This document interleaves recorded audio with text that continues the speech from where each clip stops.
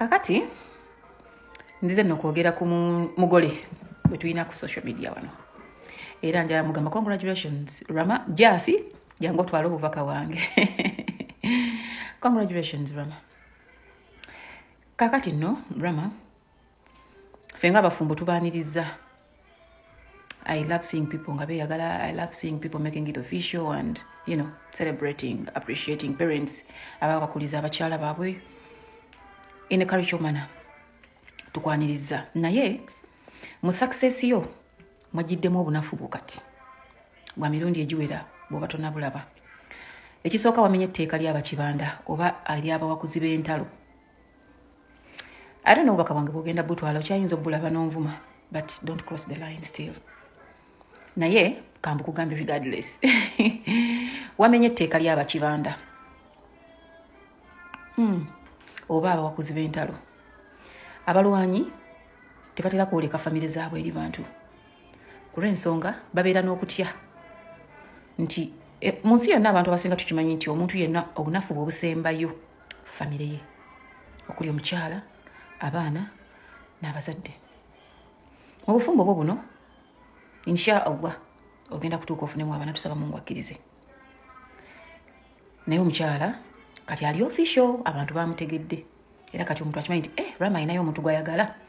Nti Rama ono bw'anampitirirako okunvuma nina wensobola omukwata n'alumwa. Ekyo njagala okiteeke ku bwongo. Buli woba ogenda okuvuma omuntu yenna, buli woba ogenda okuwemula omuntu yenna, njagala ekyo kiteeke ku bwongo obwo. Rama nalabye ku maama wo mu video. Kitegeeza omuntu asobola okukozesa obunafu bwobwo obwa maama era n'akulumya. Kati kitegeeza yesaawa olifrectinge ku bintu ebimu byobadde okola. Abantu abakuwerekeddeko, abantu babanyiiza. I'll be specific ku muntu omu Bebe Cool. Abantu bavumye Bebe Cool oyo gwolaba. Abantu bamumanyidde. Noza I think he's not the one running his page. Kwa nalinda byeko. Era nzo kuliplyinga bafani na mala nakijja ku page ya Bebe. Yali plyinga ko omuntu naye nga tamuwemudde. No. Kitegeeza Rama abantu bolinaanyi oba bofudde bakwano bo oba bakufudde bakwano bo baako kyobayigirako. It's high time okyuseemu okunyiiga kya buntu era tukugaana kunyiiga, naye ebigambo byeditingemuuko.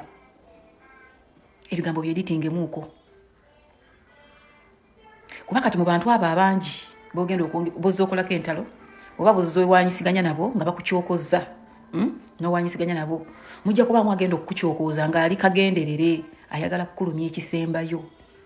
Ate kati ekisembayo ekikulumya wakibalaze. That's your family. Nakitegeera muganda wange. Tandika okuteeka entalo ku minzaani ezimu ozireke.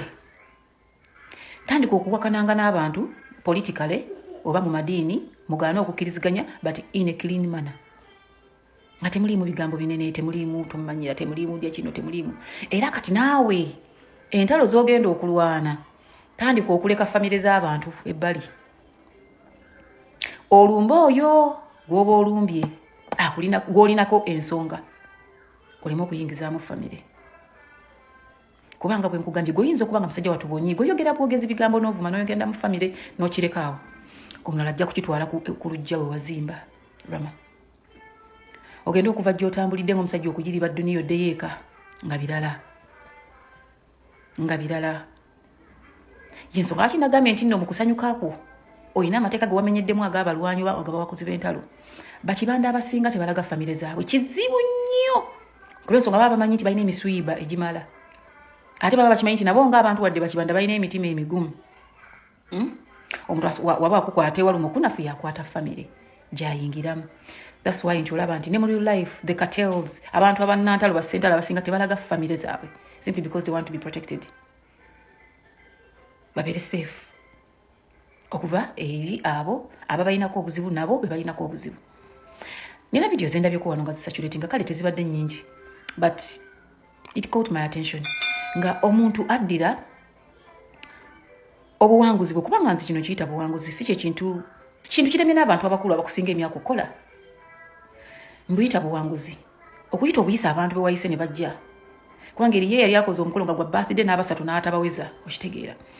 kati nze kyo nkirabanga buwanguzi era nkirabanga kirimu okwagala kirimu gwe okubeera omwesimbu eri abantu abo bwoba oyagadde naye nkirabye nga waliwo omuntu akyekuusiza ku kuvuma nti kale omuvumi awasizza bamubeereddewo bamuwerekeddeko n'aweesa amaka g'abandi ekitiibwa nti baddidde obuwanguzi bwo nze bwe ndaba nga it's a milestone of someone of your age. It is a milestone kubanga obufumbo commitment si kintu kyangu. It's not easy okera kwancha nogamba nsazeewo kati ngenze noono kati omuntu waddira eyo success nabeera nga agirabinga ku nsobi iyo nti obufunidde ku kuvuma yo it hurt me nengamba kyemugamba Ramon ne bano abamuwerekedde bamusasulako okubavumira abantu nti nedda Ramon yayagala abantu be n'awagira Alien Skin n'awagira Bebe Cool n'ababeera nga bantu be nga takyuse nti kati essaawa eno n'ekyo tebakiraba oli addidde obuwanguzi bwo bwonna because that is a success to me. It is success ne ku bantu abalala wadde abantu wano badde wano ne beegezageza it is success. Kyokulaba omuganda agamba omukolo simu nnyo kyogusanga mu buli maka kitegeera kati yaddidde success agirabinga ku weakness yo emu alese okulaba ebirungi 10 byolina ajjeyo ekibi ekimu yesaawa oddirizeemu yesaawa entalo zikendeeze yesaawa otandika okuleka ebimu bigende yesaawa nga bw'oba ogambye ono fifi simuleka koma ku fifi tosukka fifi kubanga abantu naye wabaleze weakness yo ye family yo. Kuno kwaliko omuwala yavumako ku muntu gwemmanyi naye nga tamulabangako naye omuwala yapostingangako kuno ebimukwatako yaddamu okufuna essimu okuva eri maama we ng'atudde ne gwe yavuma namugaa kati mpaayo ensonga 5 maama we atuddewo aleka abaana yabalekera maama we kweganga omuntu gwavuma gwakulyetingako obulabe agenze empaka gwe gyolina weakness yo wakati. I've never seen that girl posting again na account bagifula private. I don't know. So kati Rama bwoba ovuma fifi muvume okome kuye naye n'okuwemula kuno kati kuleke kwa maama omulaze ensi baleme kutandika gamba maama we nejje omukyala n'abantu abakuwerekeddeko abamu abatawemula nze I was even surprised oli musajja amanye eddiini yo you even recite Quran. Can you try to edit your words? Can you try to clean your words? Ekirala entalo zibale abantu wabalaze nti nawe olina okwagala kitegeeza olina weakness buli muntu yenna alina okwagala bane weakness mu kwagala okwo kati dirizaamu tebino bikugamba nga muganda mukulu nze ndi mukadde wa kkanisa nkubuulira dirizaamu kati omuntu akyasobola okukwata ewaluma kuba baategeddewo wakonfaminze kati kwatamu dirizaamu linnyamu ebigambo byange muganda wange